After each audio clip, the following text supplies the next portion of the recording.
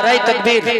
সিলসিলায়ে হক মুজাদ্দিদুজ্জামান, সিলসিলায়ে হক মুজাদ্দিদুজ্জামান, নারায়ে তাকবীর। দক্ষিণ বরুণ আন-নূর বালিকা মাদ্রাসা জিন্দাবাদ, আন-নূর বালিকা মাদ্রাসা জিন্দাবাদ, আন-নূর বালিকা মাদ্রাসা খতমে বুখারী অনুষ্ঠান, খতমে বুখারী দুয়ার মজলিস জিন্দাবাদ।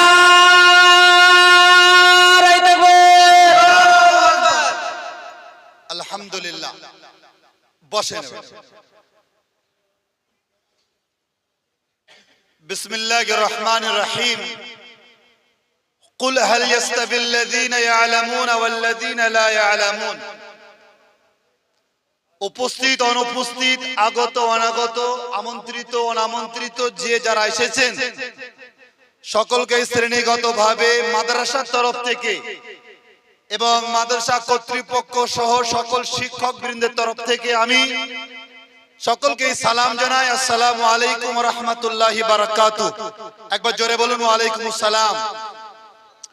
আলহামদুলিল্লাহ, কয়েকশো মানুষ আমরা এখানে উপস্থিত হয়েছি, আর 200-300 নারী আমাদের মায়েরাও এখানে উপস্থিত হয়েছে। সবকিছু হয়েছে আল্লাহ সুবহানাহু ওয়া তাআলার অপরিসীম কুদরতে, তার জন্য শুকরিয়া জ্ঞাপন করি।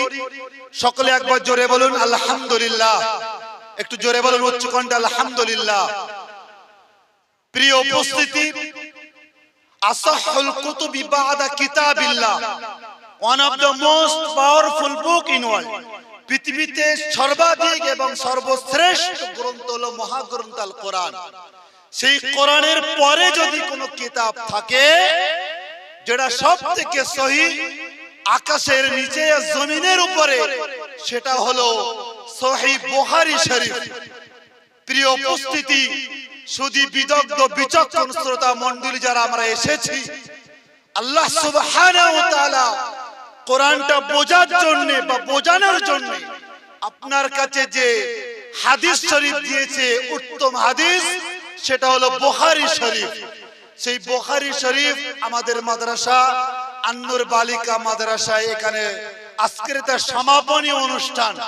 অতএব আজ 16টা মে, বিগত 1 বছর যাবত এখানে পড়াশুনো করে তারা আজকের ফারেগ হয়ে যাবে বা মাওলানা হয়ে যাবে, তার শেষ পাঠ আমরা আজকের এখান থেকে নেব।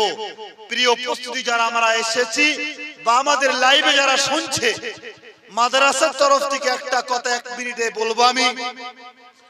আমাদের আন-নূর বালিকা মাদ্রাসায় ক্লাস 4 থেকে নিয়ে, আমার কথাটা একটু মনোযোগ সহকারে শুনবেন। প্রথমে আল্লাহ বলেছেন যারা জানে আর যারা জানে না, লা ইয়ালামুন, তারা কোনোদিন বরাবর হতে পারে না। আমি জানি আপনি জানেন না, দুজনের সমকক্ষ বা সামঞ্জস্যতা কোনোদিন হবে না। আমাদের মাদ্রাসায় জ্ঞানের উৎস, আর এই জ্ঞানকে আল্লাহ রাসূল বলেছেন ইলমুন নূর। অতএব জ্ঞানটা হলো একটা নূরের জ্যোতি। অতএব আমাদের এখানে সেই জ্যোতি বা জ্ঞান বা ইলম, যেটা ক্লাস 4 থেকে নিয়ে, একটু মনোযোগ সহকারে শুনবেন, ক্লাস 4 থেকে নিয়ে class 5, class 6, class 7, class 8, class 9, class 10, 11 এবং 12, এই কয়েকটি ক্লাস, অর্থাৎ ক্লাস 4 থেকে নিয়ে 12 পর্যন্ত আমাদের ক্লাস চলে। নাম্বার 1।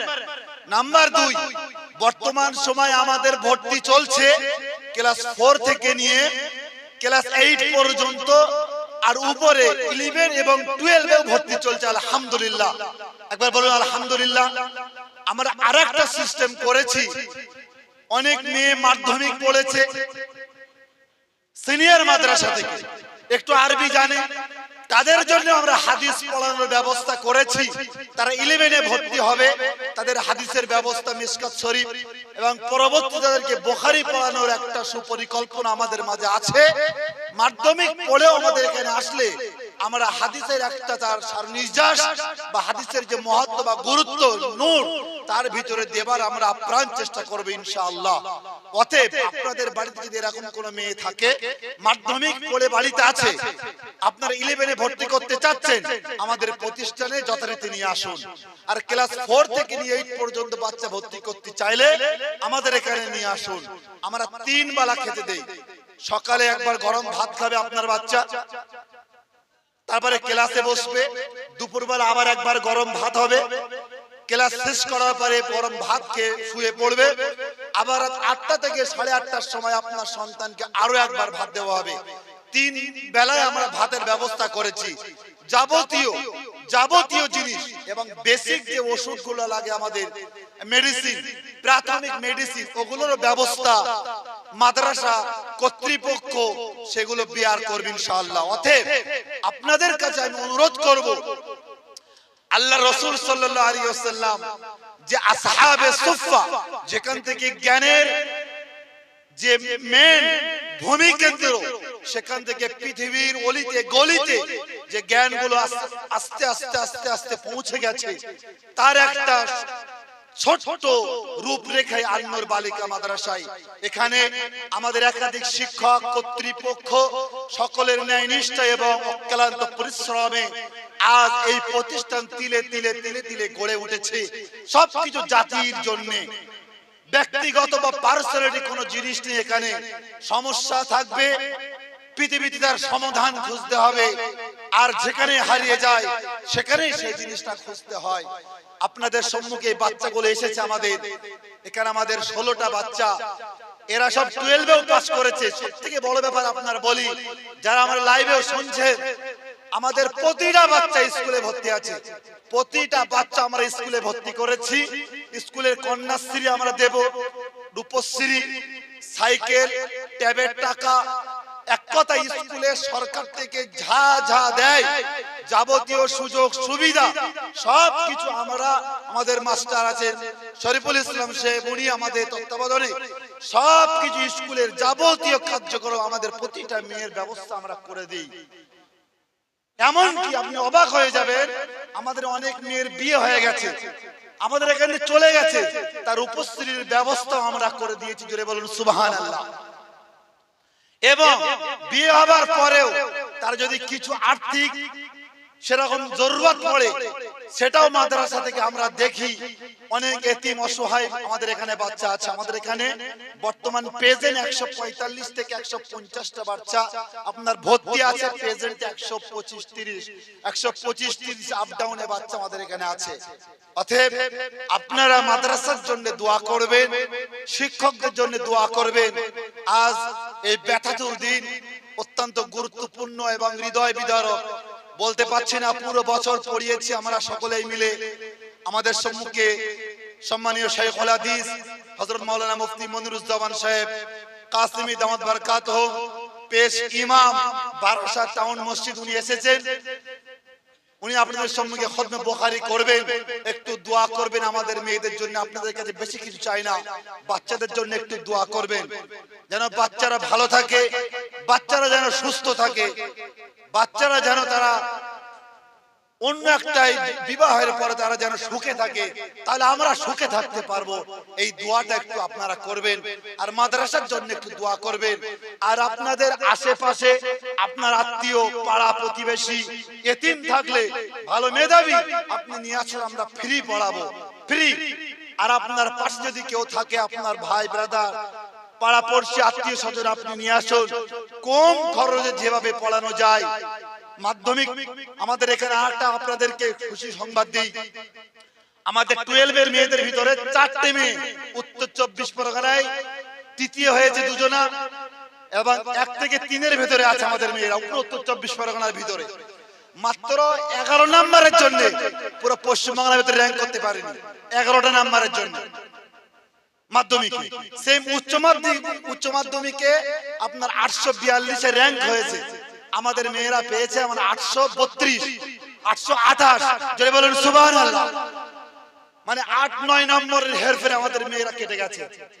আলহামদুলিল্লাহ। আমাদের মাধ্যমিকে যে ব্যাচটা আছে, আপনারা যদি দোয়া রাখেন, আশা করি 3টে মেয়ে ইনশাআল্লাহ 1 থেকে 10 এর ভিতরে পশ্চিম বাংলায় র‍্যাঙ্ক করবে ইনশাআল্লাহ। জোরে বলুন ইনশাআল্লাহ। আপনাদের নেক নজর এবং উপস্থিত মেহমান সকলে যদি দোয়া রাখেন, মাদ্রাসা ইনশাআল্লাহ দিন দুগুনি রাত চৌগুনি তারাক্কি হবে। এতটুকুই বলে প্রোগ্রাম শুরু করতে বলবো। অনুমতি নিয়ে একটু মাদ্রাসার জন্য দোয়া করবেন, আর মাদ্রাসায় বাচ্চা যদি আপনার পাশে থাকে একটু ভর্তি করার ব্যবস্থা করবেন ইনশাআল্লাহ। একটু হাত তুলে বলুন দোয়া করবেন ইনশাআল্লাহ। আলহামদুলিল্লাহ, আমাদের মাসের দিকে খেয়াল করবেন। তাহলে সকলে মিলে আসে একটু আসুন, বুখারী খতমটা আমরা একটু এক এক করে দেখি। আমাদের এখন জান্নাতুল ফেরদাউসি আর আজমিরে নেইয়া এবার পড়বে। একজনের বাড়ি ক্যানিং, আজমিরে নেইয়া ক্যানিং বাড়ি, আর একজনের বাড়ি আমাদের কাউকে পাড়া। আমাদের এখানে 15টা মেয়ে আছে, শুনে 15টা মেয়ে আমরা এখানে বুখারী পাস করছে। আমাদের এখানে 15টা মেয়ে, রুবাইয়া খাতুন, তাজমা খাতুন, উম্মে উমাইয়া পারভিন, জান্নাতুল ফেরদাউস, আরবিনা খাতুন আর মুমতাহিনা খাতুন। এখানে আছে আপনার হালিমা খাতুন, আজমিরা, উমাইয়া, খোদেজা, সাদিয়া আর রুবাইয়া আর রুনা পারভিন, আয়েশা পারভিন। দোয়া রাখবেন ইনশাআল্লাহ। শুরু করে দেখতে লাগবে রেজুল ভাই।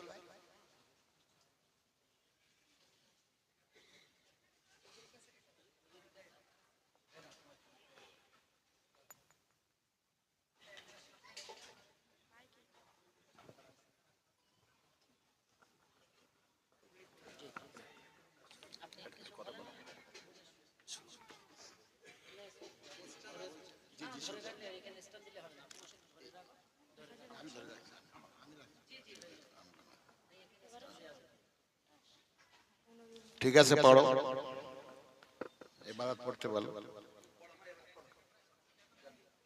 বিসমিল্লাহির রহমানির রহিম। باب قول الله ونضع الموازين القسط ليوم القيامة وأن أعمال بني آدم وقال هم يوزن وقال مجاهد القسطاس العدل بالرومية ويقال القسط مصدر المقسط وهو العادل وأما القاسط فهو الجائر. وبه قال حدثنا أحمد بن أشقاب قال وبه قال حدثنا محمد بن فديل عن عمرة بن القعقاع عن أبي زرعة عن أبي هريرة رضي الله تعالى عنه قال قال النبي صلى الله عليه وسلم كلمتان حبيبتان إلى الرحمن خفتان على اللسان ثقيلتان في الميزان سبحان الله وبحمده سبحان الله العظيم.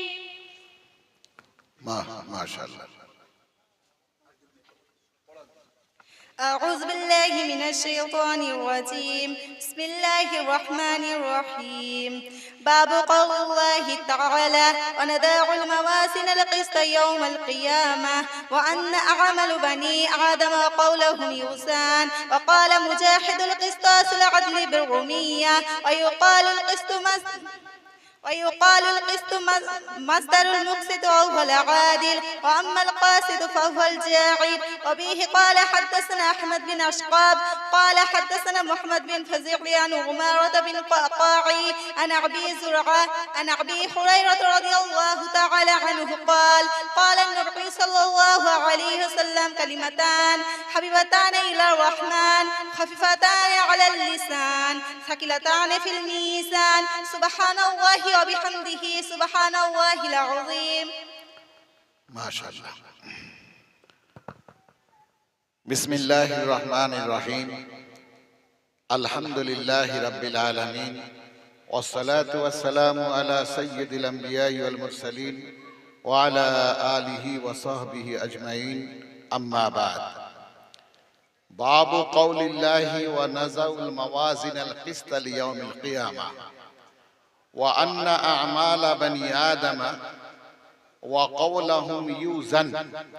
وقال مجاهد القسطاس العدل بالرومية ويقال القسط مصدر المقسط وهو العادل وأما القاسط فهو الجائز. وبه قال حدثنا أحمد بن أشقاب قال حدثنا محمد بن فزيل عن عمارة بن القعقاع عن أبي زرعة عن أبي هريرة رضي الله تعالى عنه وعنهم قال قال النبي صلى الله عليه وسلم كلمتان حبيبتان إلى الرحمن خفيفتان على اللسان ثقيلتان في الميزان سبحان الله وبحمده سبحان الله العظيم আলহামদুলিল্লাহ ইমামে বুখারী রহমাতুল্লাহ আলাইহি যে বুখারী শরীফ আমরা বাংলায় যেটাকে বুখারী শরীফ বলি, যদিও এর নাম অনেক লম্বা চওড়া, তো এই বুখারী শরীফ যার মধ্যে ইমাম বুখারী রহমাতুল্লাহ আলাইহি 83টা অধ্যায় রচনা করেছেন। আর একটা হলো ভূমিকা। ভূমিকা হলো যেটাকে আমরা বাবুল ওয়াহি বা কিতাবুল ওয়াহি, প্রথমেই যে বাবুল ওয়াহি দিয়ে শুরু করা হয়েছে ওটা ভূমিকা স্বরূপ। যেমন সূরা ফাতিহা কোরআনে কারীমের ভূমিকা স্বরূপ, আর মূল কোরআন শুরু হয়েছে সূরা বাকারা থেকে। ফাতিহা গোটা কোরআনের ভূমিকা। তো বুখারী শরীফের কিতাবুল ওয়াহি হলো ভূমিকা স্বরূপ, অর্থাৎ এর মধ্যে যত হাদিস ইমাম বুখারী নিয়ে এসেছেন সব ওহী ভিত্তিক। ওহী ভিত্তিক আমরা অনেকে জানি ওহী মানে হলো কোরআন, কিন্তু না, মুহাদ্দিস সাহেবরা পড়িয়েছে তোমাদেরকে নিশ্চয়ই যে হাদিসে রাসূল যেটা, সুন্নাতে রাসূল যেটা, এটাও ওহী। কোরআন এটাও ওহী। উলামারা ওহীর মধ্যে দুটো পার্থক্য করেছে, একটা ওহী মাতলু, একটা ওহী গায়র মাতলু। একটা সরাসরি আল্লাহ পাকের আরশে আজিম থেকে যেটা জিবরাইলের মাধ্যমে পঠিত হয়েছে ওটাকে ওহী মাতলু বলা হয়। আর যেটা আরশে আজিম থেকে মহান আল্লাহ পাকের প্রতি, মহান আল্লাহ পাক হযরতে রাসূলের প্রতি যেটা ইলকা করেছেন, তার অন্তরে যেটা ঢেলে দিয়েছেন বিষয়বস্তু, যেটা নবী নিজের ভাষায় বর্ণনা করেছেন, তো ওটাও ওহী। যেহেতু কোরআনে কারীমের মধ্যে সূরা নাজমের শুরুতে আল্লাহ কসম খেয়ে বলেছেন, ওয়ান নাজমি ইযা হাওয়া মা দাল্লা সাহিবুকুম ওয়া মা গাওয়া ওয়া মা ইয়ানতিকু আনিল হাওয়া ইন হুয়া ইল্লা ওয়াহয়ুন ইউহা। আল্লাহ নবীর মুখ দিয়ে যে কথাই বাইর হয় ওটা হলো নিরেট ওহী, যেটা আল্লাহ পাক তার প্রতি প্রত্যাদেশ করে। একটা সরাসরি আল্লাহ পাক আবৃত করে সেটা নাজিল করেন, আর আরেকটা বিষয়বস্তু সেটা আল্লাহ নবীর অন্তরে দিয়ে দেন। এজন্য হাদিসে ওহী, অর্থাৎ ওহী ব্যতীত এর মধ্যে অন্য কোনো জ্ঞান নাই। সম্পূর্ণ হাদিস, কোরআন যেমন আল্লাহ পাকের কালাম, হাদিস এটা রাসূল সাল্লাল্লাহু আলাইহি ওয়াসাল্লামের কথা, কাজ এবং মৌনত সমর্থন, যেটাও আল্লাহ পাকের পক্ষ থেকে। কেননা নবী আল্লাহ ব্যতীত, আল্লাহর হুকুম ব্যতীত কোনো কথা বলেননি, কোনো কাজ করেননি, বা কোনো কাজের সমর্থনও দেননি। এজন্য হাদিস ওহী। আর হাদিস হলো কোরআনে কারীমের মূলত ব্যাখ্যা। হাদিস হলো সবচেয়ে বড় তাফসীর। যেহেতু কোরআন নাজিল হয়েছে আমার নবীর উপরে, আর কোরআন, সেই কোরআনের ব্যাখ্যা বিশ্লেষণ আল্লাহ নিজেই বলেছেন যে লিইউবাইয়িনান নাস, আপনি এই কোরআনকে মানুষের সামনে খুলে খুলে বর্ণনা করে দিন। সেই বর্ণনাটাই হলো হাদিস। এজন্য হাদিস আলাদা কিছু না, এটা হলো কোরআনের তাফসীর বা কোরআনের ব্যাখ্যা। যেহেতু কোরআনে কারীমে একটা হুকুম নাজিল হয়েছে নামাজ সম্পর্কে, আকিমুস সালাত, বারবার আল্লাহ পাক বলেছেন কোরআনে আকিমুস সালাত, আকিমুস সালাত, নামাজ কায়েম করো, নামাজের পাবন্দি করো, নামাজের পাবন্দি করো, বারবার বলেছেন। কিন্তু নামাজের পাবন্দি, নামাজ কায়েম কিভাবে হবে, কেমন ভাবে, এটা কিন্তু কোরআনে বর্ণনা নাই। এটা কোরআনে বর্ণনা নাই। কয়বার রুকু করতে হবে, কয়বার সিজদা করতে হবে, কত রাকাত পড়তে হবে, কোন সময় পড়তে হবে। আল্লাহর একটা হুকুম হলো আকিমুস সালাত, এবং এটার বাস্তব রূপ দেওয়ার জন্য 2500 হাদিস, 2500 হাদিস, যেটা বুখারী, মুসলিম, তিরমিজি, আবু দাউদ, বিভিন্ন সিয়াসিত্তা বা হাদিসের গ্রন্থে এসেছে। 2500 হাদিস। তাহলে একটা আয়াতের তাফসীরের জন্য আমার নবীর থেকে আমরা যে হাদিস পেয়েছি, নামাজের এই রূপটা বাস্তবায়ন করার জন্য 2500 হাদিস। এজন্য মূলত হাদিস হলো কোরআনে কারীমের তাফসীর, এবং এটা ওহী। তো ইমামে বুখারী রাহমাতুল্লাহ আলাইহি বাবুল ওহী, যেটা ভূমিকা, আর প্রথম কিতাব হলো কিতাবুল ঈমান। কিতাবুল ঈমান দিয়ে শুরু করেছেন, আর এটা হলো 83তম বাব, 83তম অধ্যায়। এই অধ্যায়টার নাম হলো কিতাবুত তাওহীদ। কিতাবুত তাওহীদ, কিতাবুল ঈমান দিয়ে শুরু করেছেন, আর ইমামে বুখারী কিতাবুত তাওহীদের উপরে শেষ করেছেন। হ্যাঁ, অর্থাৎ দুটোই ঈমান, ঈমান দিয়ে শুরু, তাওহীদের উপরে শেষ। তার মানে হলো এই যে ঈমানের বুনিয়াদি বা মূল ভিত্তি হলো তাওহীদের উপরে। হ্যাঁ, মূল ভিত্তি হলো বুনিয়াল ইসলাম আলা খামস, শাহাদাতি আল্লা ইলাহা ইল্লাল্লাহ, প্রথমই হলো লা ইলাহা ইল্লাল্লাহ। আর লা ইলাহা ইল্লাল্লাহ এটাই হলো তাওহীদ, এটাই হলো একত্ববাদ। তো হ্যাঁ, আর সর্বশেষ বাবটা তাওহীদ কেন নিয়ে এসেছে? কিতাবুত তাওহীদ সর্বশেষ বাব কেন নিয়ে এসেছে? এই জন্যই যে সর্বশেষ বাব কিতাবুত তাওহীদের জন্য নিয়ে এসেছে। শেষ ভালো যার সব ভালো তার, বলা হয় শেষ ভালো যার সব ভালো তার, আল আমরু বিল খাওয়াতিম। অতএব সর্বশেষ কিতাবুত তাওহীদ নিয়ে আসার যে উদ্দেশ্য ইমাম বুখারী, সেটা হলো এই যে কারণ ইন্তেকাল যদি তাওহীদের উপরে হয় তাহলে তার নাজাত নিশ্চিত, সে অবশ্যই নাজাত পাবে। এজন্য ইমামে বুখারী সর্বশেষ বাব নিয়ে এসেছে কিতাবুত তাওহীদ।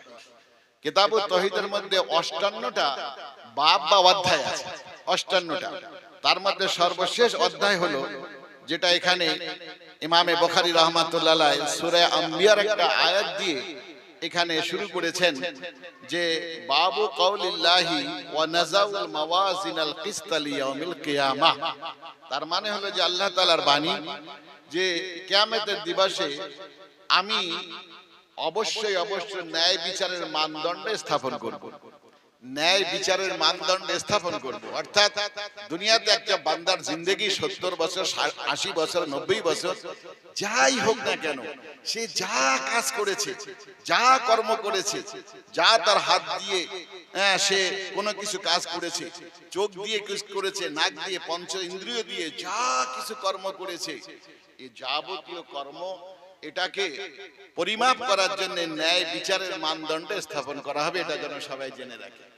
আমার 64-90 বছরের বয়সে আমি হাতকে কারো সহযোগিতার জন্য ব্যবহার করতে পারি, সাহায্য করতে পারি, আবার এই হাতটা দিয়ে আমি কাউকে একটা থাপ্পড় মেরে জুলুমও করতে পারি। অতএব আল্লাহ পাক হাত সৃষ্টি করেছে কে? আল্লাহ। হাতের শক্তি দিয়েছে কে? আল্লাহ। এটার ব্যবহারের ভালো পদ্ধতি, খারাপ পদ্ধতি শিখিয়েছেন আল্লাহ। অতএব এটা তুমি হাতটাকে কোন জায়গায় ব্যবহার করেছো, খারাপ জায়গায় না ভালো জায়গায়, এটার পরিমাপ করা হবে, এটা মাপা হবে যে তোমার এই হাত দ্বারায় জুলুম বেশি করেছো না হাত দ্বারায় তুমি ইনসাফ বেশি করেছো। এই জন্য আল্লাহ পাক সেখানে চোখটা আল্লাহ সৃষ্টি করেছে, চোখের দৃষ্টিশক্তি আল্লাহ দিয়েছে। এই দৃষ্টিশক্তি ব্যবহারের জন্য আল্লাহ তার সুনির্দিষ্ট একটা পথ বলে দিয়েছে।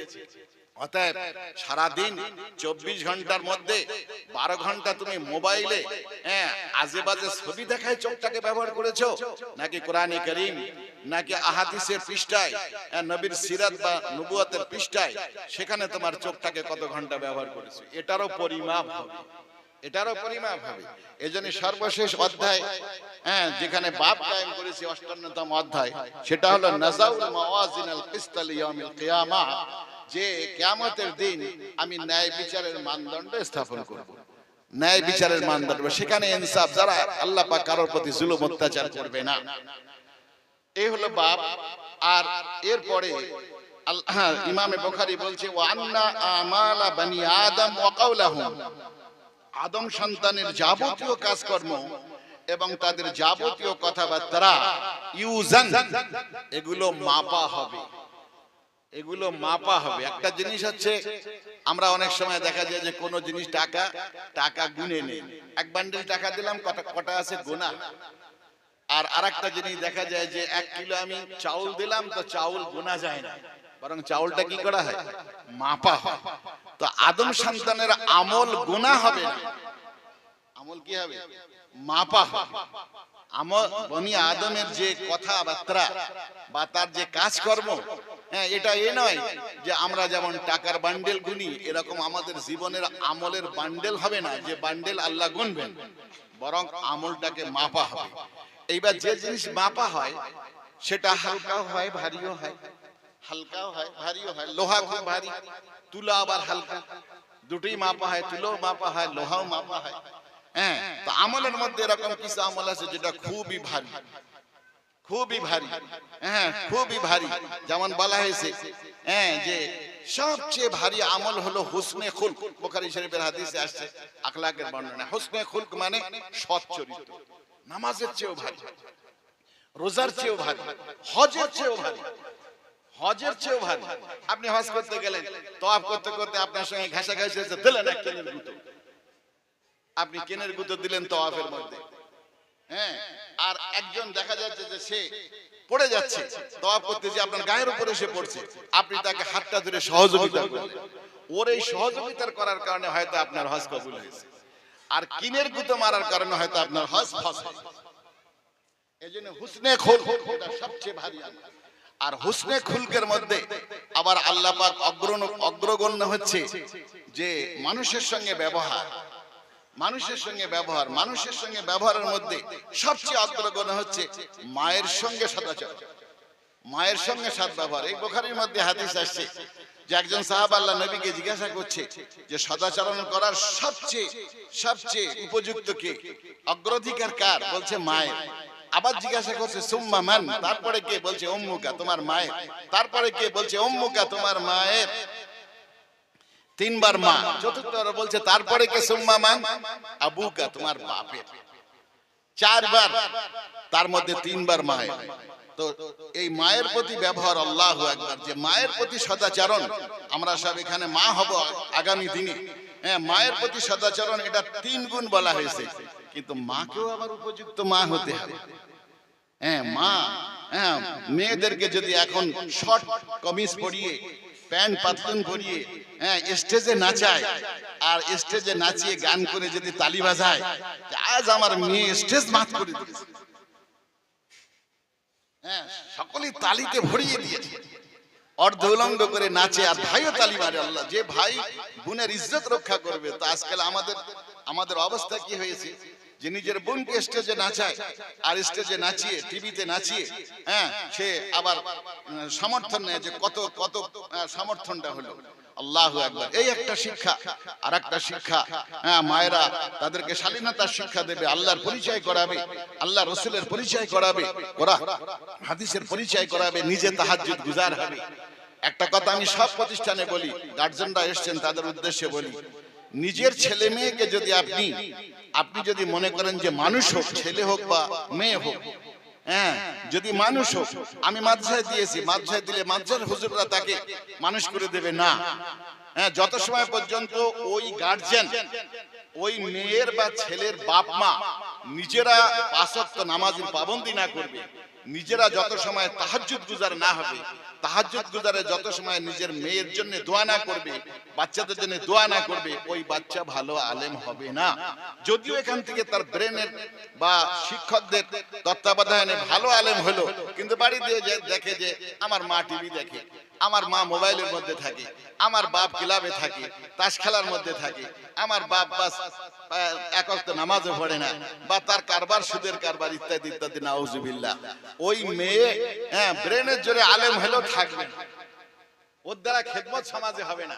এজন্য যত আপনি দেখেন, এই যে মাওলানা মিজানুর রহমান আপনাদের শাইখুল হাদিস পড়াচ্ছে, ওর মা, আমি জানি না, কিন্তু আমার আল্লাহর নবীর হাদিসের প্রতি বিশ্বাস যে ওর মা বাপ তাহাজ্জুদ গুজারছে, যার কারণে ও আজকে বুখারী পড়াতে যাচ্ছে। আমি আমার মা বাবার কথা তো ছেড়েই দিলাম, আল্লাহু আকবার।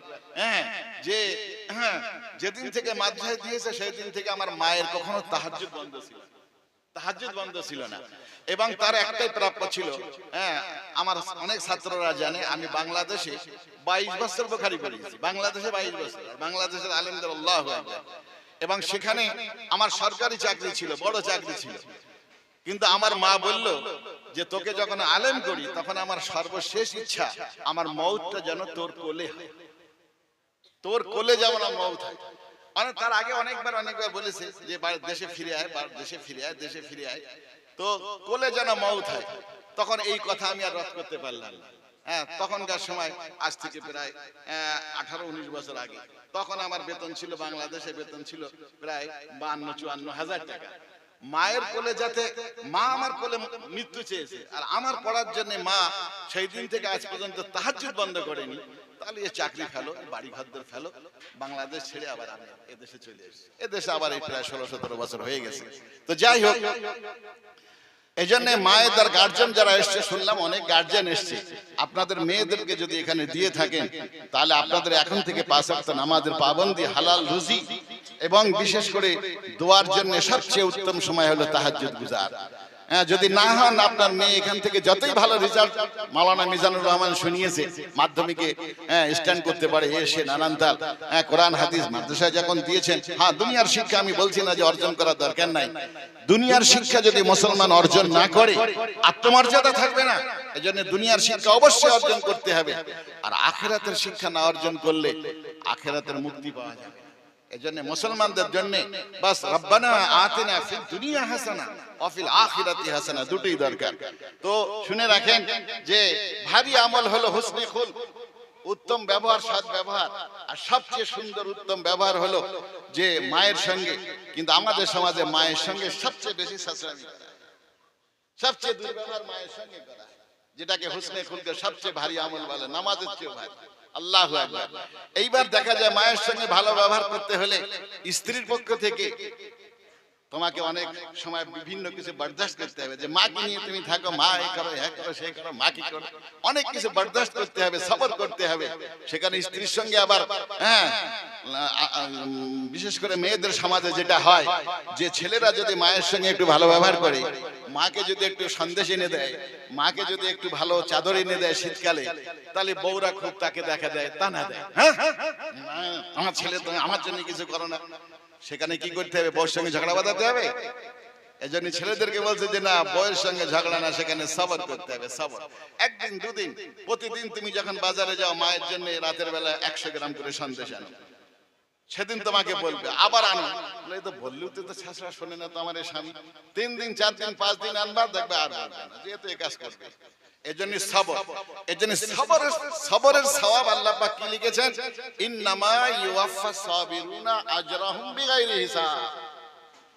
তো সবচেয়ে বড় ভারী আমল, আমরা বলি নামাজ আফজাল আমল, আর ভারী আমল হাদিস বলছে হুসনে খুলক। হুসনে খুলকের মধ্যে ভারী আমল মায়ের সঙ্গে সৎ ব্যবহার। মায়ের সঙ্গে সৎ ব্যবহার করতে গেলে বউর তানা শুনতে হবে, সেখানে সবর হলো সবচেয়ে বড়। ইন্নামা ইউওয়াফাস সাবিরুনা আজরাহুম বিগাইরি হিসাব। নামাজের সওয়াব লিমিটেড, রোজার সওয়াব লিমিটেড, হজের সওয়াব লিমিটেড, দান সদকার সওয়াব লিমিটেড, কিন্তু সবরের সওয়াব বিগাইরি আনলিমিটেড। এজন্য আল্লাহ পাক নামাজের আগে বলছে ওয়াস্তাইনু বিসসাবরি ওয়াসসালাত। সবরের অধ্যায়গুলো পড়লে হতবাক হয়ে যাবেন। আল্লাহু আকবার। আগে সবর, কারণ সবর যদি না হয় তো নামাজও ঠিক করে পড়তে পারবে না। এজন্য ওয়াস্তাইনু বিসসাবরি ওয়াসসালাত। এজন্য ভারী আমল হুসনে খুলক, এটা মুসলমানদেরকে শিক্ষা দেয়। আজ আমাদেরকে অনেক অনেক রকম বলে, যাক সেদিকে আমি যাচ্ছি না, আমি হাদিসটা পড়ি নাই আগে। তো আদম সন্তানের আমল এবং তার কথাবার্তা এটা ওজন করা হবে। শরঈ আকায়েদের মাসলা হলো, আহলে সুন্নাতুল জামাতের আকীদা হলো আল ওয়াজনু হক, যেমন আল জান্নাতু হক, জান্নাত হক, আন নারু হক, জাহান্নাম হক, বাস আল মিজানু হক। ওজন এটা কি? এটাও হক। যদি কেউ বিশ্বাস করে কত কিছু করলাম কেউ দেখতে পেল না গোপনে, আবার আল্লাহ পাক কোথা থেকে দেখলো, কিভাবে ওজন করবে, তাহলে ঈমান চলে যাবে, ঈমান থাকবে না। এজন্য এই অধ্যায়ের মধ্যে বলছে যে, তাছাড়া কোরআনের কারিমের মধ্যে আছে, আল্লাহ পাক বলেছেন যে ইয়াউমাইজিন, আল্লাহ ইয়াউমাইজিন হক, সেই দিন বলতে কি কিয়ামতের দিন সকলেরই আমল ওজন করা হবে, এটা যথাযথ সত্য। এখন যেমন দিনটা সত্য, তোমার আমার সকলের আমল ওজন করা হবে, এটাও হক, এটাও কি সত্য। ইমামে বুখারী রাহমাতুল্লাহ আলাইহি যেমন হাদিসের হাফেজ ছিলেন, কোরআনেরও হাফেজ। মাঝে মাঝে কোরআনের তাফসীর করে হতবাক। এখানেও কিছু শব্দ তাফসীর করেছে। ওয়াকালা মুজাহিদ আল কিসতাস, কিসতাস মানে হলো আল আদল, ইনসাফের সঙ্গে। এটা বির রুমিয়া, রুমি শব্দ, ইতালীয় শব্দ। কোরআনে কারীমের মধ্যে কিছু রুমি শব্দ, ইতালীয় শব্দ, গ্রিস শব্দ এসেছে, কিন্তু কোরআনে ব্যবহার করার কারণে ওগুলো আরবি হয়ে গেছে। যেমন আমাদের বাংলার মধ্যে অনেক ইংরেজি শব্দ আছে, ফার্সি শব্দ আছে, আরবি শব্দ আছে। আমরা যেগুলো ব্যবহার করি অনেক সময় দেখা যায় কোর্ট, আদালত, মুন্সি, উকিল, মুয়াক্কিল, হাকিম, এসব আরবি শব্দ, অথচ বাংলায় ব্যবহার হয়। তো কোরআনে কারীমের মধ্যে এরকম অন্য ভাষার শব্দ ব্যবহার হয়েছে, কিস্তাস শব্দটা এটা ইতালীয় শব্দ ব্যবহার হয়েছে। হ্যাঁ, এবং এই ওলামারা বুঝবে যে এটা হলো কিস শব্দটা ব্যয়ের মতো। হ্যাঁ, যেমন হ্যাঁ তাজাদে মানা অর্থাৎ বিপরীতমুখী অর্থ দেয়। ব্যয় মানে ক্রয় করা, আবার ব্যয় মানে বিক্রয় করা। ক্রয় বিক্রয় দুটো অর্থ ব্যয়। তো কিস্তের মানে হলো ন্যায় ইনসাফ করা, আবার কিস্তের মানে অত্যাচার জুলুম করা, দুটোই। এটা হলো বলা হয় যে হুরুফে জাররার অর্থাৎ মুতাল্লিক তাল্লুক দেখে বোঝা হবে। যদি বাবে ইফাল থেকে হয়, হ্যাঁ আল মুকসিত, তার যদি শব্দ কিস্ত হয় ওর মানে হলো ন্যায় পরায়ণ ইনসাফ করা। আর যদি বাবে জারাবাই আজরিবু থেকে হয় তাহলে কিস্তের মানে হলো আল জাহিদ, জুলুম করা। যাই হোক, ইমামে বুখারী রাহমাতুল্লাহ আলাইহি এই বাব কায়েম করেছেন যে মানুষ বনি আদমের সমস্ত নেক আমল হোক বদ আমল হোক বা তার সমস্ত ভালো কথা কুকথা এগুলো ওজন করা হবে। ওজন হলো সত্য, এবং এই যে ওজন সত্য আমল ওজন করা হবে, এইটা ইমামে বুখারী রাহমাতুল্লাহ আলাইহি কোরআনের আয়াত দ্বারা প্রমাণ করেছেন, হাদিস দ্বারা প্রমাণ করেছেন, ইজমা এর উপরে আছে, কিয়াসের উপরে আছে। চারটি দলিল ইসলামী শরীয়তে, একটা হলো কোরআন, একটা হলো সুন্নাহ, আর একটা হলো কি ইজমা, আর একটা হলো কিয়াস। কিয়াস যেটা হতে হবে সেটা কোরআন হাদিস এবং ইজমা অনুযায়ী হতে হবে। তোমার নিজের পক্ষ থেকে একটা কিয়াস করলে ও কিয়াস কিন্তু গ্রহণযোগ্য না। অতএব চারটি দলিলের ভিত্তিতেই ওজন হক, এটা ইমামে বুখারী সর্বশেষ প্রমাণ করছে যে চারটি দলিলের ভিত্তিতে, কোরআনের দলিলের ভিত্তিতে ওয়া নাযাউল মাওয়াজিনাল কিসত, কোরআনের দলিলের ভিত্তিতে এটা হক, হাদিস এখানে নিয়ে আসছে তার ভিত্তিতেও হক, ইজমায়ে উম্মত আহলে সুন্নাত ওয়াল জামাতের যে ইজমা সেখানে ওজন হক, এবং কিয়াস যুক্তিও যেটা বলবে সেটাও পরে আসবে। হ্যাঁ, চারটি দলিল দিয়ে প্রমাণ করছে যে তোমাদের সমস্ত কথা কাজ ওজন করা হবে। তো ইমামে বুখারী 58টা বাব এখানে কায়েম করেছে, ছাত্রীরা বিশেষ করে শোনো। এবং প্রত্যেকটা বাবে একটা ফেরকায় দল্লা, যারা গুমরাহ ফেরকা আহলে সুন্নাতুল জামাতের যারা বিপক্ষে মত পোষণ করে তাদের রদ করা হয়েছে। আহলে সুন্নাতুল জামাতের পুরো যে আকীদা এই 58টা বাবে ইমামে বুখারীর 58টা বাবে প্রমাণ করা হয়েছে, এবং এর যারা বিরোধিতা করেছে তাদের ইমাম বুখারী রদ করেছে। হ্যাঁ, যে ওদের মতবাদটা ঠিক না। আহলে সুন্নাতুল জামাতের মত হলো যে ওজন করা হবে, অর্থাৎ আমল বা কথাবার্তা এটা মাপা হবে, গুনাহ হবে না, মাপা হবে। এতে আহলে সুন্নাতুল জামাতের এই মতের বিরোধিতা করেছে মুতাজিলা বলে একটা ফিরকা। আজকালের কিছু কিছু উদ্ভব কিন্তু বাংলাদেশে আছে, আবার টাকা দিয়ে পয়সা দিয়ে অর্থ দিয়ে ইহুদিরা এই মতবাদ প্রতিষ্ঠা করার জন্য আমাদের এখনো বাংলায় ঢোকেনি, কিন্তু কিছু কিছু লোক বাংলাদেশের ওই এর থেকে সতর্ক থাকবেন, বক্তব্য শুনে তারা আবার মাঝে মধ্যে ওই সমস্ত মত এখানে চালাতে যায়। আলহামদুলিল্লাহ, আমাদের পশ্চিম বাংলার ওলামায়ে হক, চাই সে দেওবন্দি হোক ফুরফুরা হোক, এ নিয়ে কোনো মতভেদ করবেন না। তারা এর কঠোরভাবে প্রতিরোধ করে, কঠোরভাবে প্রতিরোধ করে। আমরা তো জানি ওলামারা এটা বুঝতে পারে ভালো আর মন্দ কোনটা। তো কোনটা নকল সোনা কোনটা আসল সোনা খাঁটি সোনা, যেমন জহরি বুঝতে পারে, স্বর্ণকার বুঝতে পারে, তো ওলামারা বুঝতে পারে যে বাংলাদেশের সব যে ওই ওয়াজ, এত সুরেলি কণ্ঠ, এত সুন্দর নাচ, এত সুন্দর বক্তব্য, এত সুন্দর কোরআনের আয়াত, এত দলিল ভিত্তিক না, আপনি জানেন না। ওখানে সোনার পালিশ করে ভিতরের মধ্যে খাদ আছে নাকি সলিড সোনা, ওটা ওলামারা বোঝে। তো যাই হোক, আমি এখন সেদিকে যাচ্ছি না। আহলে সুন্নাতুল জামাতের মত হলো ওজন কি হক, এটা সত্য পরিমাপ করা হবে। মুতাজিলারা বলে ওজন আবার কি করে মাপা হবে, ওজন আবার কি করে মাপা হবে, ওজন আমল কি করে মাপা হবে? আমল তো দৃশ্যমান না, আমল তো চোখে দেখা যায় না। একটা কাজ করলাম, আমি মুখ দিয়ে কথা বললাম, কথা বেরিয়ে গেল, বাস শেষ হয়ে গেল। এটাকে ধরে ওজন করা যাবে কি? আপনি নামাজ পড়ে আসলেন, 5 মিনিট আপনার নামাজ পড়া লাগলো, নামাজ যখন পড়ে চলে আসলেন আপনার নামাজের আমল শেষ হয়ে গেল, তাহলে এটা আবার মাপা হবে কি করে? অর্থাৎ আরবিতে বলে একটা আজসাম, একটা হলো আরাজ। আজসাম মানে শরীরবিহীন, যার আকৃতি আছে, শরীর আছে, এটা ওয়েট করা যায়, এটা ওজন করা যায়। কিন্তু যার আকৃতি নাই, শরীর নাই, দেহ নাই, জিসম নাই, অদৃশ্য যেটা, সেটা আবার ওজন করা হবে কি করে? এই জন্য মুতাজিলারা যুক্তিভিত্তিক দলিল দিয়ে বলে যে না, বনি আদমের আমল ওজন করা সম্ভব না, এটা মহাল, অসম্ভব। এটা ওজন করা সম্ভব না, এটা মহাল, ওজন করা যাবে না। ইমাম বুখারী রাহমাতুল্লাহ আলাইহি মুতাজিলাদের ওই মতকে খণ্ডন করে এখানে কোরআন দিয়ে সাবিত করেছে। আল্লাহ পাক বলছে যে হ্যাঁ অবশ্যই কি করা হবে। আল্লাহ পাক ইন্নাল্লাহা আলা কুল্লি শাইইন কাদির, আরে সে শরীর বা দেহ বিশিষ্ট ম্যাটেরিয়ালস যেগুলি সেগুলি যদি মাপতে পারে, যেগুলির দেহ শরীর নাই, আল্লাহ সেগুলো সৃষ্টি করেছে না করেনি? সেগুলো মাপতে আল্লাহর জন্য কি অসুবিধা আছে? তাহলে বলা হবে যে আল্লাহ দেহ বিশিষ্ট ম্যাটেরিয়ালস মাপতে পারে, আর যেগুলো কি নাই, দৃশ্যমান না, দেহ নাই, সেগুলো আল্লাহ মাপতে পারে না। তাহলে আল্লাহর অক্ষমতা কি হবে? প্রকাশ করবে, যেটাই হলো কুফর, যে আল্লাহ এটা অক্ষম। অথচ আল্লাহ বলছে ইন্নাল্লাহা আলা কুল্লি শাইইন কাদির, সব কিছু তিনি পারেন। হ্যাঁ, এই জন্য আল্লাহর শানে শান এর বিপরীত হবে। এই জন্য ওজন যে হয় এটা হক, এটা পরিমাপ করা হবে। কোরআন দিয়ে এখানে ইমামে বুখারী সাবিত করেছে। আরো এর ফলাফল বলেছে, ফাম্মা মান সাকুলাত মাওয়াজিনুহু ফাহুয়া ফি ঈশাতির রাদিয়া ওয়া আম্মা মান খাফফাত মাওয়াজিনুহু ফাউম্মুহু হাবিয়া। যার মিজানের ওজনের পাল্লা ভারী হবে সে কি চিরস্থায়ী সুখ শান্তির জিন্দেগিতে থাকবে, জান্নাতে থাকবে। আর যার কি হবে, হালকা হয়ে যাবে, সে তার স্থান হবে হাবিয়া, দোজখে, তার চিরকাল সেখানে অশান্তিতে থাকতে হবে। অন্যান্য আরো আয়াতের মধ্যে অনেক কিছু ইমাম বুখারী বা কোরআনে কারীমের মধ্যে আছে। হ্যাঁ, আর ওজন যে মাপা হবে, পরিমাপ করা হবে, এটা হাদিসের দ্বারা।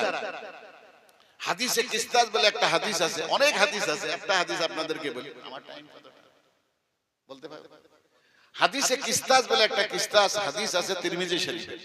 তিরমিজি শরীফের প্যারা নবী সাল্লাল্লাহু আলাইহি ওয়াসাল্লাম, সবাই বলি সাল্লাল্লাহু আলাইহি ওয়াসাল্লাম, প্যারা নবী সাল্লাল্লাহু আলাইহি ওয়াসাল্লাম বলেন যে আল্লাহ পাক কিয়ামতের দিন আমার উম্মতের মধ্যে থেকে একজন উম্মতকে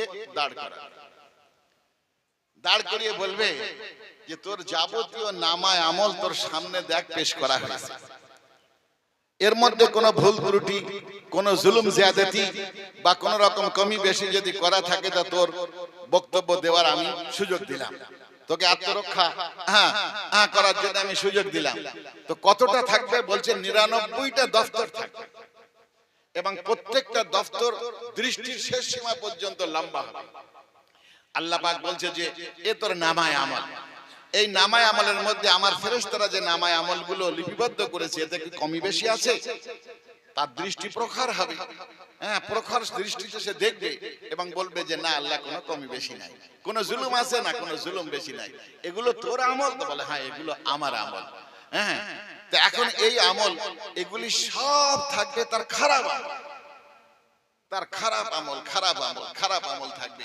99টা দফতর, চোখের প্রান্ত সীমা পর্যন্ত তার এই দফতর লম্বা হবে, দীর্ঘ হবে। এগুলো তোর খারাপ আমল। বলে তোর কোনো নেক আমল আছে? তা বলছে আল্লাহ নেক আমল তো জানা নাই, সবই তো আমার খারাপ আমল, এর মধ্যে কোনো কমি বেশি নাই, সবই কিছু এগুলো আছে।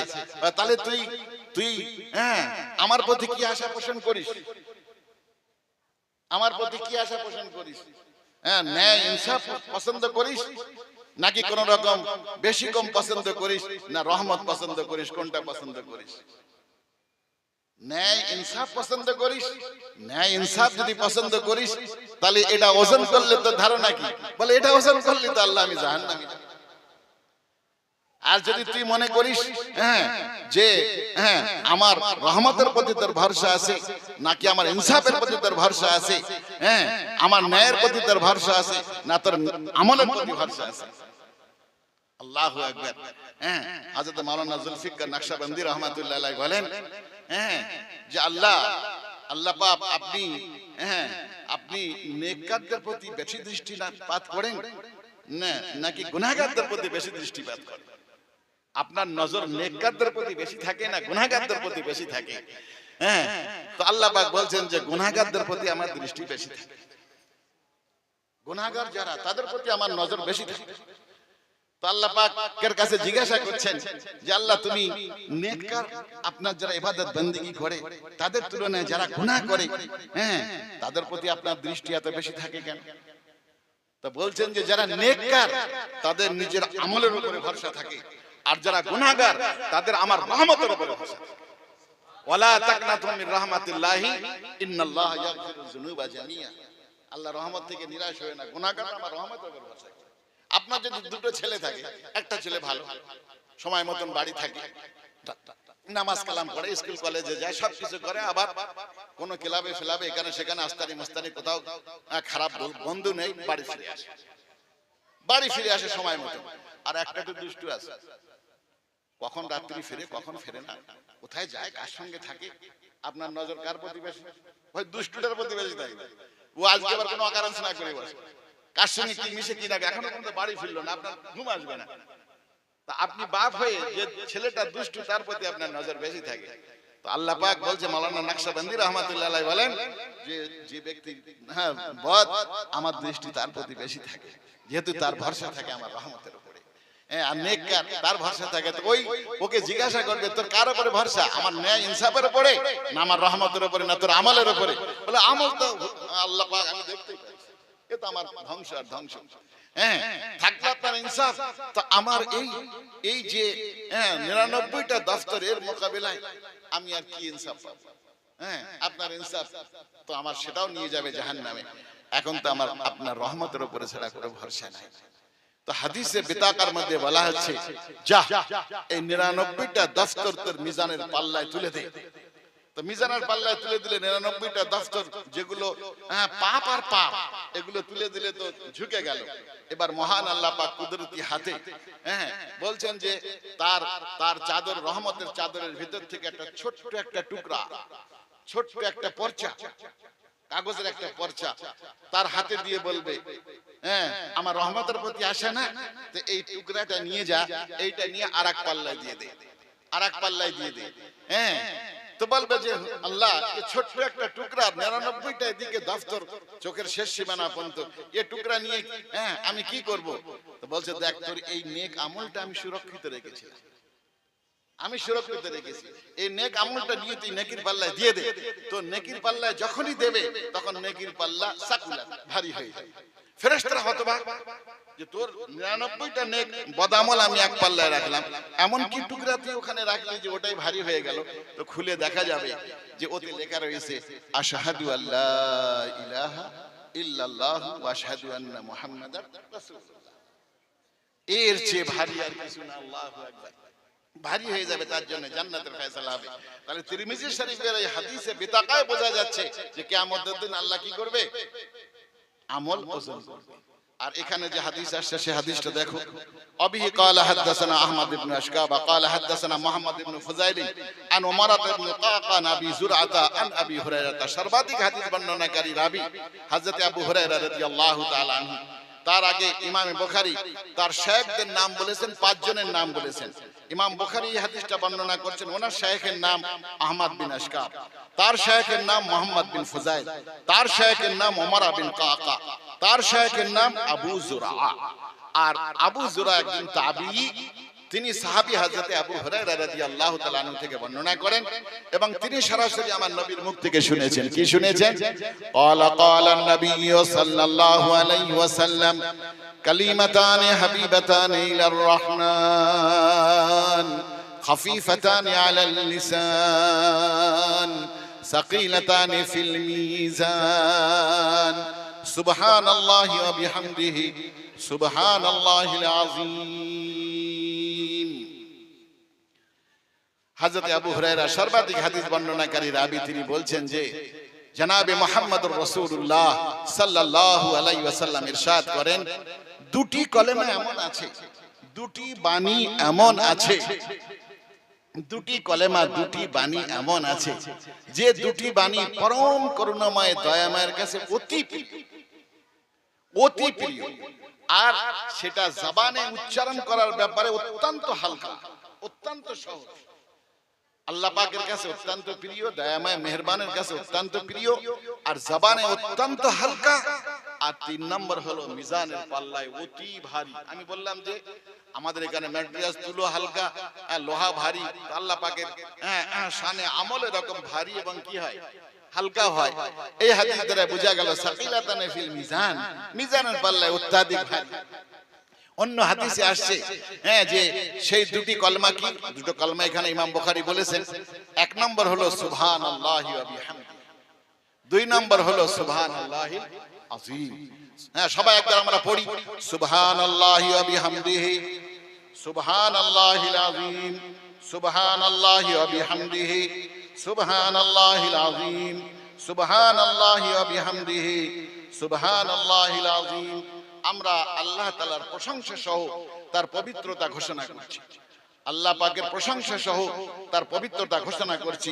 মহান আল্লাহ অতি পবিত্র, এই কলমা দুটির অর্থ। এই পর্যন্ত হাদিসের তরজমা হলো। এখন এর ব্যাখ্যা বিশ্লেষণ যদি করা হয় হ্যাঁ তো অনেক লম্বা দীর্ঘ সময় হয়ে যাবে, ওস্তাদরা নিশ্চয়ই করেছেন। তো এখানে ওজন যে হক, কোরআনের আয়াত পেলেন, হাদিস পেলেন। আর এইবারে হলো যে যে আপনার যে মুতাজিলা ফিরকা যারা বলে যে এগুলো দৃশ্যমান নয়, শরীর নয়, এগুলো ওজন করা সম্ভব না, এগুলো ওজন করা মহাল, অতএব ওজন করা সম্ভব নয়। তা আমরা বলবো যে তোমাদের এই যে যুক্তিতে বলে যে যার দেহ নাই, যার শরীর নাই, যেটা দৃশ্যমান নয় সেটা ওজন করা মহাল, ওজন করা সম্ভব না, তোমাদের জিহালাত, তোমাদের মূর্খতা। হ্যাঁ তোমরা যদি এই যুগে পয়দা হতে তাহলে তোমাদের মূর্খতা রন্ধে রন্ধে তোমাদেরকে প্রমাণ করিয়ে দেওয়া যেত যে তোমাদের কথাটা কত মূর্খতা সুলভ কথা। আজকাল এমন বহু বস্তু আছে যার দেহ নাই, শরীর নাই, দৃশ্যমান নাই, কিন্তু ওজন করা হয়। এই যে তাপমাত্রা ওজন করা হয়, এই যে হাওয়া ওজন করা হয়। হ্যাঁ টিউবের মধ্যে এখন কতটা হাওয়া আছে না নাই মিটার দিয়ে ওজন করা হয়। জ্বর ওজন করা হয় থার্মোমিটার দিয়ে। হ্যাঁ আপনার গায়ে কতটা তাপমাত্রা জ্বর আছে ওজন করা হয়। তো আরাস অর্থাৎ যেগুলো দৃশ্যমান নয় সেগুলো ওজন করা অসম্ভব। তোমাদের এই কথাটা কতটা মূর্খতা সুলভ কথা, যেটা কোরআনের সঙ্গে মিল নাই। ইমাম বুখারী সে আয়াত নিয়ে এসেছে, হাদিসের সঙ্গে মিল নাই, নিয়ে এসেছে ইজমায়ে উম্মতের সঙ্গে, আহলে সুন্নাত ওয়াল জামাতের সঙ্গে মিল নাই। হ্যাঁ আর যুক্তিতেও মিল নাই। হ্যাঁ যেহেতু আজকাল সবই ওজন করা হয়, হ্যাঁ তাপমাত্রা ওজন করা হয়, জ্বর ওজন করা হয়, হাওয়া ওজন করা হয়, কতটা বৃষ্টি হলো হ্যাঁ পরবর্তীতে সেটা ওজন করা হয়। হ্যাঁ হাওয়া কি বা কতটুকু তেজ প্রবাহিত হচ্ছে, কতটুকু শৈত্য প্রবাহ, কতটুকু গরম, এটাও পরিমাপ করা হয়। অতএব এগুলো যদি মানুষের জন্য সম্ভব হয় তাহলে মানুষের যে আমালগুলো আর সেটা কেন পরিমাপ করা যাবে না? সেটা অবশ্যই অবশ্যই পরিমাপ করা যাবে। ইমাম বুখারী রাহমাতুল্লাহর আশ্চর্য ধরনের একটা জেহেন ও ফেহেম। হ্যাঁ মাওলানা মিজানুর রহমান সাহেব বলছিলেন, আরো একজন ভাই আমি যখন আসছিলাম তখন বলছিলেন, দীর্ঘ 16 বছর ধরে কঠিন পরিশ্রম করে বুখারী শরীফ তিনি রচনা করেছেন এবং মসজিদে নববীর পাশেই এখন একটা মসজিদ, সেখানে আছে ইমাম বুখারী মসজিদ। এখানেই তিনি ইমাম বুখারীটাকে রচনা করেছিলেন। প্রত্যেকটি হাদিস লেখার পূর্বে তিনি গোসল করতেন, 2 রাকাত নামাজ পড়তেন। এখানে প্রায় 7,500-এর ঊর্ধ্বে হাদিস আছে, 7,500-এর ঊর্ধ্বে হাদিস। তা প্রতি হাদিস লেখার সময় তিনি 2 রাকাত গোসল করে 2 রাকাত নামাজ পড়তেন এবং তিনি মুরাকাবায় বসতেন। রাসূল পাক সাল্লাল্লাহু আলাইহি ওয়াসাল্লাম যদি বলতেন যে হ্যাঁ হে বুখারী ওটা আমার কথা লিখে দে, ওটা আমার কাজ লিখে দে, ওটা আমার সমর্থন লিখে দে, তখন কলম ধরে লিখতেন। এজন্য 7,500 হাদিস, 7,500 বার গোসল, 7,500 করে 2 রাকাত করে নামাজ, অর্থাৎ 15,000 রাকাত নামাজ এবং 7,500 বার নবী স্বপ্নে এসেছে। আর আমার নবী বলেন যে ব্যক্তি আমাকে স্বপ্নে দেখলো সে আমাকে দেখলো।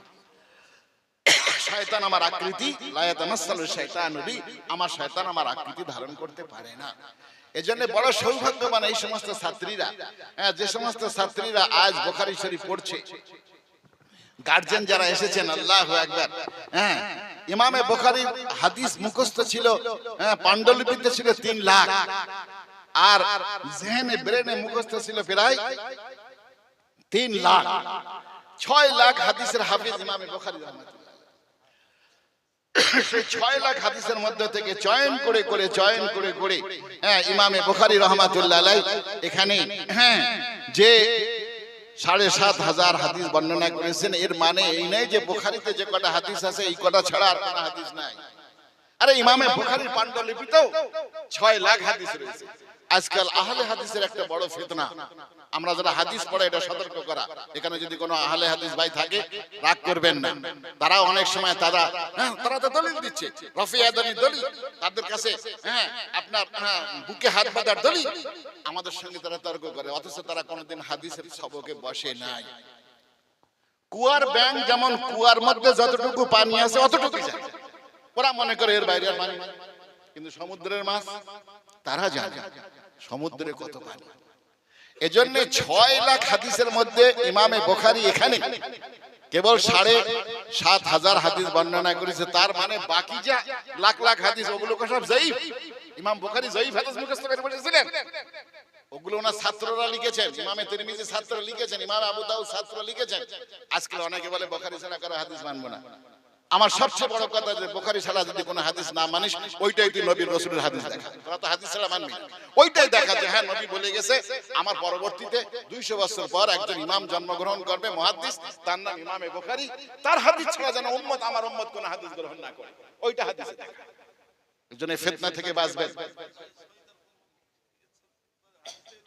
এটাও হাদিস থেকে দিতে হবে। তোমরা যে কথাটা বলছো এটা সহি, যদি হাদিস থেকে প্রমাণ দিতে হবে, ওটা দেখাও, দিয়ে ছাড়া মানবো না। এজন্য না, হাদিস বহুত আছে। এই বাংলাদেশে একটা ফিতনা আপনারা দেখছেন যে বাইতুল মুকাররমের মসজিদের ইমাম তিনি খালেদা জিয়া জানাজা পড়িয়েছেন, এবং জানাজা পড়ার আগে তিনি জানাজার নিয়ম বলার সময় বলেছেন যে প্রথম তাকবীরের পরে সানা, তারপরে দরুদ শরীফ, তারপরে হলো দোয়া, সূরা ফাতিহা বলেন। বাস একেবারে সব উঠে পড়ে লেগে গেছে, সূরা ফাতিহা ছাড়া জানাজা নামাজ হয় না, হয় না, হয় না। অথচ সূরা ফাতিহা ছাড়া জানাজা নামাজ হয়। হযরত আলী রাদিয়াল্লাহু তাআলা আনহু, হযরত আবু হুরায়রা রাদিয়াল্লাহু তাআলা আনহু, তারা সকলেই বলেছেন যে সালাতুল জানাজা যেমন সিজদা নাই, যেমন তার মধ্যে রুকু নাই, ঠিক অনুরূপ ভাবে এই নামাজের মধ্যে সূরা ফাতিহা বা কিরাত নাই। এটা দোয়া আর দোয়া, তার পরিষ্কার নাম্বার আছে, সেগুলো অন্য হাদিসে আছে। অতএব তোমাদের কাছে যেটুকু হাদিস সেইটুকু হাদিস ছাড়া যে আর হাদিস নাই তা না, হাদিস বহুত আছে। আল্লাহ নবীর হাদিস অসংখ্য হাদিস। তার নবুয়তের জিন্দেগি হলো 23 বছর। 23 বছরের জিন্দেগিতে শুধু 7,500 হাদিস। আর বহু হাদিস আছে। এজন্য এই ফিতনায় পড়বে না। আহলে হাদিস হাদিস বলে ওরা লা মাযহাবী, ওরা কোনো মাযহাব মানে না, শিক্ষক মানে না। আর যাদের কোনো শিক্ষক নাই, আল্লাহু আকবার, তাদের শিক্ষক কে? বাস বাস বাস, যারা শিক্ষক মানে না তাদের শিক্ষক কে? আল্লাহু আকবার। এজন্য খুব সতর্ক থাকবেন। আমাদের শিক্ষক আছে, আমাদের কি আছে? এই যে ইমামে বুখারী সর্বশেষ হাদিসটা পড়লাম, এই যে সর্বশেষ হাদিসটা যেটা পড়া হলো, 5 জন শিক্ষকের মাধ্যমে ইমাম বুখারী এই হাদিসটা আমাদের সামনে বর্ণনা করেছে। 5 জন শিক্ষকের মাধ্যমে আমাদের কাছে হাদিসটা বর্ণনা করেছে।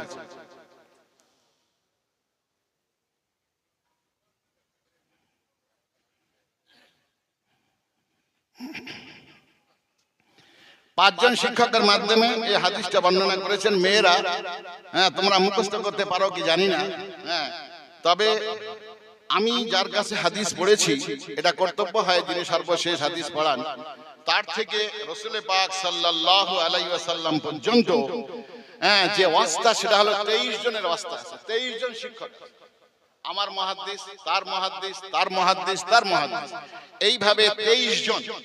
আর তোমরা যে হুজুরের কাছে পড়ছো, এই হুজুর আমার কাছে পড়েছেন, এবং তার থেকে শুরু হবে, তাহলে দেখা যাবে যে 24 জন। আমি বুখারী শরীফ পড়েছি, আমার শায়েখ হযরতে নাসির খান সাহেব দামাত নব্বরাল্লাহু মারকাদাহু, ওনার শায়েখ ছিলেন শাইখুল হাদিস হযরতে হোসেন আহমদ মাদানী রাহমাতুল্লাহ আলাইহি, ওনার শায়েখ ছিলেন হযরতে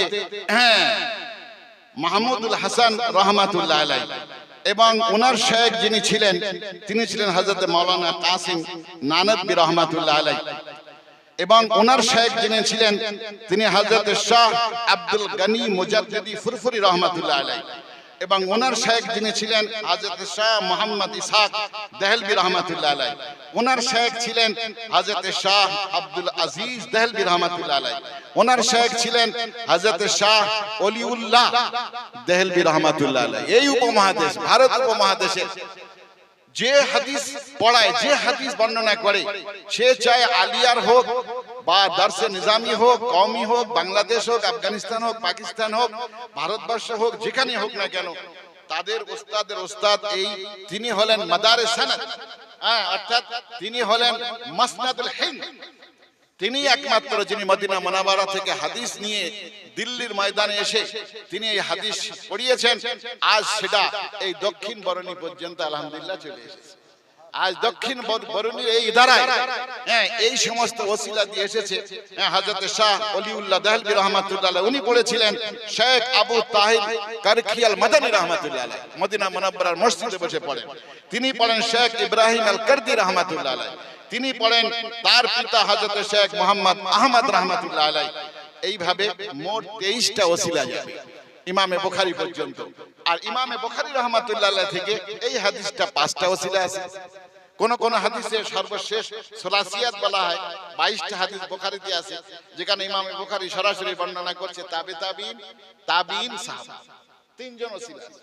ওটা সবচেয়ে কম 3 আর সর্বাধিক হলো 6। হাদিসের সনদটা আমাদের ওস্তাদের কাছ থেকে নিয়ে নেবে। যে আমরা যে হাদিস বর্ণনা করি, যে কেউ দাঁড়িয়ে বলে হাদিস, তো হাদিস তুই এই হাদিসটা কার কাছে পড়েছিস বল, বল কার কাছে পড়েছিস, আপনারা জিজ্ঞাসা করবেন। যদি তোর ওস্তাদ থাকে, আরে আহলে সুন্নাত ওয়াল জামাতের আকীদা হলো এই, একটা মানুষ তার ওস্তাদ শিক্ষক ছাড়া যদি কোনো কথা বলে, সে কথাটা যদি সঠিক হয় তবু গ্রহণ করা যাবে না। আর যদি সঠিক না হয় তাহলে সে দ্বিগুণ গুনাহগারের অধিকার। আর একজন মুজতাহিদ ইজতিহাদ করে কোন কথা যদি বলে, যদি সেটা ভুলও হয় তাও একটা সওয়াব, যদি সঠিক হয় দ্বিগুণ সওয়াব। এজন্য যে কেউ হাদিস বললে আমার এই হাদিস বল কার কাছে পড়েছে, সনদ বল। আমরা যেমন হাদিস পড়াই সনদ আছে, মাওলানা মিজানুর রহমানের সনদ আছে, এখানে যারা বুখারী পড়ায় সনদ আছে, সবার সনদ আছে, ইমাম আল্লাহ রাসূল পর্যন্ত সনদ আছে। অতএব সনদ বিহীন কোনো কথা গ্রহণযোগ্য হবে না। ওয়া আখিরু দাওয়ানা আলহামদুলিল্লাহি রাব্বিল আলামিন। যাবতীয় সমস্যা সমাধানে সুবহানাল্লাহি ওয়া বিহামদিহি সুবহানাল্লাহিল আযীম। মেয়েরা, তোমরা যদি পাক অবস্থায় থাকো, এমনকি নাপাক অবস্থায় থাকো, তখনও এই দোয়া পড়ার অনুমতি আছে। এই দোয়া পড়ার অনুমতি আছে। যখন কোন সমস্যা দেখবে, স্বামীর অত্যাচার, বা সুবহানাল্লাহ বিহামদিহি সুবহানাল্লাহ, ইমাম বুখারী সর্বশেষ তাসবিহ দিয়ে গেছেন, ফেরেশতারা তোমার প্রতি রহম করবে, ফেরেশতারা সাহায্যকারী হবে যে কোনো মুহূর্তে। এই দোয়া আরো হাজারো দোয়া আছে, কিন্তু এই দোয়া দিয়ে ইমাম বুখারী শেষ করেছেন যে এই দোয়ার উপর যদি কেউ অটল থাকে, সকাল সন্ধ্যা পড়ে, তাহলে তার মৃত্যু ঈমানের উপরে হবে। আল্লাহ পাক আমাদের সকলকে কবুল করুক। ওয়া আখিরু দাওয়ানা আলহামদুলিল্লাহি রাব্বিল আলামিন।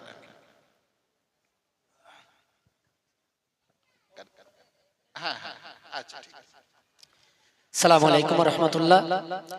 আপনারা অনেক সময় খুব ধৈর্য সবরের সঙ্গে আমাদের এই অনুষ্ঠান, মজলিস, পবিত্র মজলিস পরিচালনার ক্ষেত্রে সহযোগিতা করেছেন।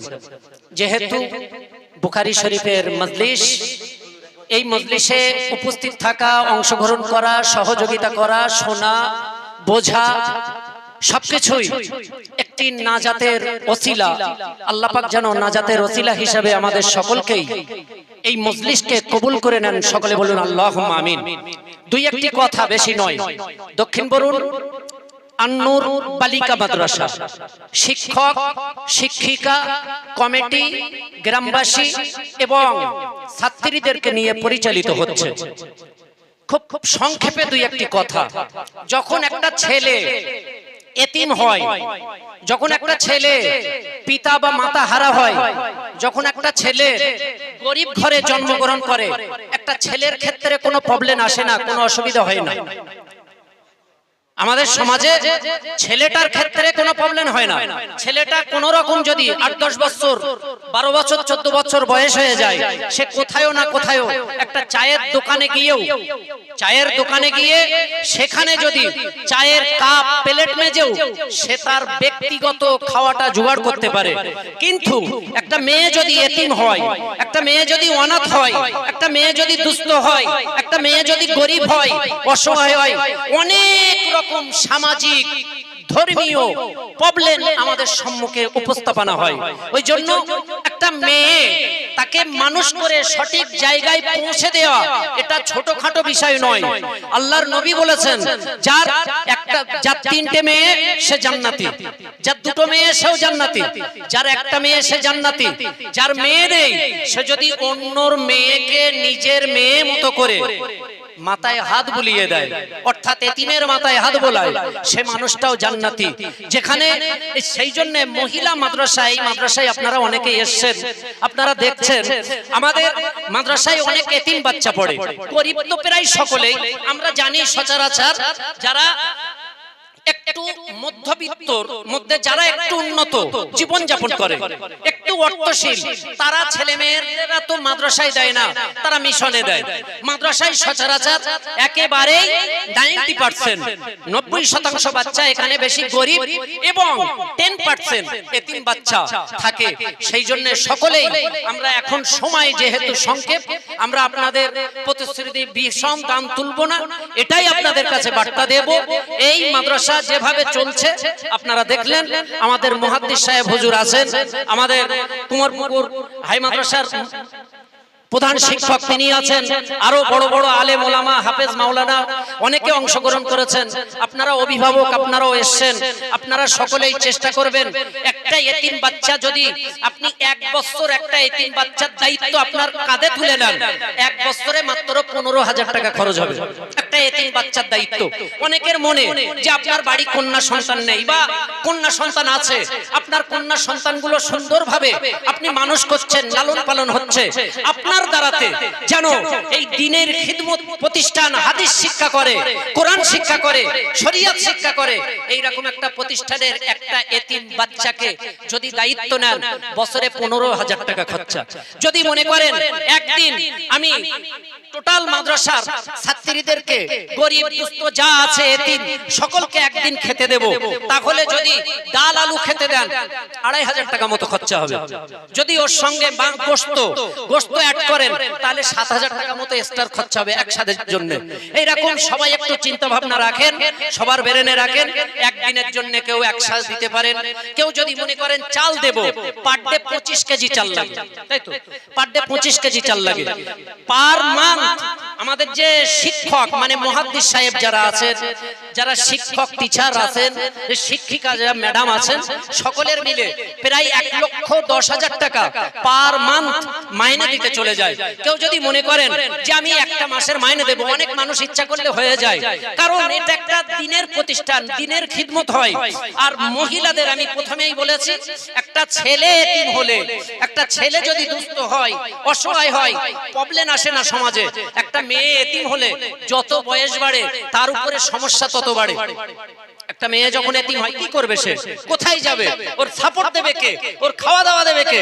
মিশন যেগুলো আছে, উচ্চ উচ্চ প্রতিষ্ঠান যেগুলো আছে, সেগুলো তো অন্য সিস্টেমে চলে। এই যে একেবারেই দুস্থ একটা রিকশাওয়ালার মেয়ে, একটা চাষির মেয়ে, একটা ভ্যানওয়ালার মেয়ে, একটা মুটে মজুরির মেয়ে, অনেক এতিম বাচ্চাও এখানে পড়াশোনা করে। তো সেই জন্য আপনারা আমাদের এই মাদ্রাসার প্রতি খেয়াল রাখবেন। আপনাদের এলাকাতে যারা ধনী আছে, যারা টাকা দান করে বিভিন্ন ভাবে, তাদেরকে এই বার্তাগুলো আপনারা কানে পৌঁছে দেবেন। আর আপনাদের মধ্যে যদি কেউ মনে করেন যে আমি একদিনের টোটাল শুধু ডাল ভাতটা খাওয়ার দাম দেব, তাহলে 2,500 টাকায় হয়ে যাবে। কেউ যদি মনে করেন আমি 1 সাজ বাচ্চা, এরা যারা থাকে দুস্থ অসহায় এতিম, এদের জন্য মাত্র একটা দিন আমি একটু বছরে গোশ দিয়ে দেবো, বছরে একবার, তাহলে 7,000 টাকা মতো খরচ হবে। সচরাচর আমরা অনেক দিকে অনেক টাকা পয়সা খরচ করি, আমাদের নিজেদের সন্তানদের জন্য, নিজেদের ছেলে মেয়ের জন্য, নিজেদের ফ্যামিলির জন্য প্রচুর পরিমাণে টাকা খরচ করি। সেই জায়গাটাই যদি আমাদের কিছু টাকা, আমাদের কিছু অর্থ, আমাদের মেহনত পরিশ্রমের কিছু অর্থ যদি দক্ষিণ বরুণ আন-নূর বালিকা মাদ্রাসায় যে সমস্ত মেয়েরা খতমে বুখারী পড়ছে, যে সমস্ত মেয়েরা মিশকাত শরীফ পড়ছে, যে সমস্ত মেয়েরা কুরআন শরীফ পড়ছে, যে সমস্ত মেয়েরা ফিকহ মাসলা মাসাইল শিখছে, দ্বীনের খিদমতের জন্য সমাজে বাতিল ফেরকাগুলোকে প্রতিরোধ করার জন্য সবচাইতে বেশি কার্যকরী কার্যকারিতা হয়, মেয়েরা যদি শিক্ষিত হয়, সেই জায়গাতে যদি মনে করেন আপনি শরীক থাকবেন, সেই জায়গাটা মনে করেন যদি আপনি অংশগ্রহণ করবেন সেই দিনের খিদমতের জায়গাতে, তাহলে আপনারা সব একে একে একটু নামগুলো লিখিয়ে যাবেন এবং আপনাদের আশপাশে সকলকে একটু বলবেন যাতে আমাদের এই মাদ্রাসার একটু পাশে দাঁড়ায়। দেখছেন আমাদের বিল্ডিং এর অবস্থা, আমাদের পাশে জমি আছে, সেখানে আমরা বিল্ডিংও করব ইনশাআল্লাহ। সকলে দোয়া করবেন, সকলে একটু সহযোগিতার হাত বাড়িয়ে দেবেন। আল্লাযীনা উতুল ইলমা দারাজা, আল্লাহ তাআলা বলছেন যাদেরকে আমি উচ্চ সম্মান দেব মনে করি বা উচ্চ আসনে বসাতে চাই তাদেরকে ইলম দান করি। হুজুর বাংলাদেশে 53,000 টাকার চাকরি 17 বছর আগে ছেড়ে চলে এসেছে। ভালো করে মাথায় বুঝবেন, 53,000 টাকার চাকরি 17 বছর আগে ছেড়ে এসেছে ইলমের জন্য। যদি ইলম হুজুরের ভিতরে না থাকতো, মা বাড়ি রেখে কেউ সিঙ্গাপুরে যাচ্ছে 3 লাখ টাকার চাকরি করতে, আল্লাহ পাক এই দেশে এসেছেন 12 মতো টাউন মসজিদের হুজুর আল্লাহ পাক ইমাম বানিয়ে দিয়েছেন। যাদের ভিতরে আল্লাহ পাক ইলম দান তাদেরকে উচ্চ সম্মানের অধিকারী করেন। আর সেই ইলম যারা অর্জন করছেন, যারা আলিমা হবেন, সেই মেয়েদের এই ইলম শিক্ষার পিছনে আপনি যদি আপনার 2 টাকা সহযোগিতা থাকে, এদের সঙ্গে কিয়ামতের ময়দানে হাসরের দিনে আমাদের সকলকেই আল্লাহ তাআলা নাজাতের কারণ হিসেবে কবুল করে নেবেন। এই মজলিসে তুলতাম কিছু, অনেক মানুষ দেওয়ার জন্য আছে, কিন্তু যেহেতু টাইমটা আমাদের অনেক হয়ে গেছে আর শীতকালের বেলা, ওই জন্য আমাদের শুরু করতেও লেট হয়ে গেছে সবাই আসতে। তো যাই হোক, আর লম্বা চওড়া কিছু নয়, রমজান মাসে আমার ভাইরা সবাই যাবে মাদ্রাসার পক্ষ থেকে। আপনারা একটু দেখবেন, গ্রামের 2 বড় লোক, তাদের বাড়িতে যদি নিয়ে গেলে 20,000 টাকা আসে, এগুলো একটু সবাই চেষ্টা করবেন, এটা বিফলে যাবে না, এটা বিফলে যাবে না। এ দান, এ সহযোগিতা বিফলে যাবে না। আপনি টাকা দিতে পাচ্ছেন না, আপনি 2জন ডোনারকে, 2জন দানশীল ব্যক্তির সঙ্গে মাদ্রাসাকে পরিচয় করে দেন। এর বাইরে ভিতরে কিছু নেই, এ যা দেখছেন আপনারা এটাই দেখছেন, এর গোপন প্রকাশ্য কিছু নেই। আপনি যে সহযোগিতা করবেন সেটা ডাইরেক্ট ইলমের দ্বীনের সহযোগিতা হবে, শরীয়তের সহযোগিতা হবে, মুজাদ্দিদ জামানের সিলসিলার সহযোগিতা হবে, হানাফি মাযহাবের সিলসিলা হবে, আল্লামা ইকিন রুহুল আমিন রাহমাতুল্লাহ আলাইহির মতদর্শের আপনার খিদমত হবে। সেই চিন্তা ভাবনা মাথায় রেখে সকলেই আমাদের পাশে থাকবেন। আমাদের শিক্ষক বা শাইখুল হাদিস মুহাদ্দিস সাহেবরা বা আমাদের ম্যাডামরা খুব সুন্দরভাবে আমাদের ছাত্র ছাত্রীদের তারা দেখভাল করে। শুধু পড়াশোনা নয়, তাদের খাওয়া দাওয়া, তাদের আচার ব্যবহার, তাদের চাল চলন, তাদের ওঠা বসা, তাদের নীতি আদর্শ, তাদের সামাজিকতাবোধ সবকিছুই আমাদের শিক্ষকেরা বা মুহাদ্দিস সাহেবেরা বা শিক্ষিকারা খুব গুরুত্ব সহকারে খেয়াল রাখেন। এবং দেখবেন মহিলা মাদ্রাসা অনেক আছে, খারাপ ভালো আমি এটা বলবো না, কিন্তু আমাদের মাদ্রাসায় পড়াশোনাগুলো যেভাবে হয় সেগুলো তো আমি আপনি সচরাচর বুঝতে পারবো না। মাধ্যমিক বা উচ্চ মাধ্যমিকে আমাদের মাদ্রাসার মেয়েদের রেজাল্ট আল্লাহর রহমে উচ্চ জায়গায় থাকে। একবার জোরে সরে বলুন সুবহানাল্লাহ। আমি এই পর্যন্ত বলে আমাদের সমস্ত শিক্ষক মণ্ডলী, সমস্ত শিক্ষিকাগণ, কমিটি, গ্রামবাসী, প্রতিবেশী বা ম্যানেজিং কমিটি, আমাদের মুহাদ্দিস সাহেব হুজুর বা যে সমস্ত হাফেজ, মাওলানা, মুফতি, কারি ভাই আমাদের এখানে উপস্থিত হয়েছেন, সকলকে আন্তরিক সালাম, শুভেচ্ছা, মোবারকবাদ জানিয়ে, যে সমস্ত অভিভাবক অভিভাবিকারা আপনারা কষ্ট করে এসেছেন, আপনাদের সকলের প্রতি মোবারকবাদ শুকরিয়া জানিয়ে বক্তব্য ইতি করছি। হুজুর দোয়া করবেন, ইনশাআল্লাহ মজলিস শেষ হয়ে যাবে। খাওয়া দাওয়াটা আপনাদের এখানেই দেয়া হবে, আপনারা খেয়ে দিয়ে বেরিয়ে যাওয়ার পর মায়েদের খেতে দেয়া হবে, কারণ আমাদের জায়গাটা খুব শর্ট আপনারা দেখতে পাচ্ছেন। তো সেইভাবে সবাই একটু ম্যানেজ করে নিতে হবে, যেন কোনো সুবিধে অসুবিধে হলে সকলের কাছে অনুরোধ রাখবো, যেহেতু আমাদের জায়গা সংক্ষেপ, আমাদের পরিবেশটা সেই জন্য এর ভিতরেই ম্যানেজ করতে হচ্ছে। সকলেই একটু ক্ষমা সুন্দর দৃষ্টিতে দেখবেন, এই আশা রেখে বক্তব্য ইতি করছি। আসসালামু আলাইকুম ওয়া রাহমাতুল্লাহি তাআলা ওয়া বারাকাতুহু।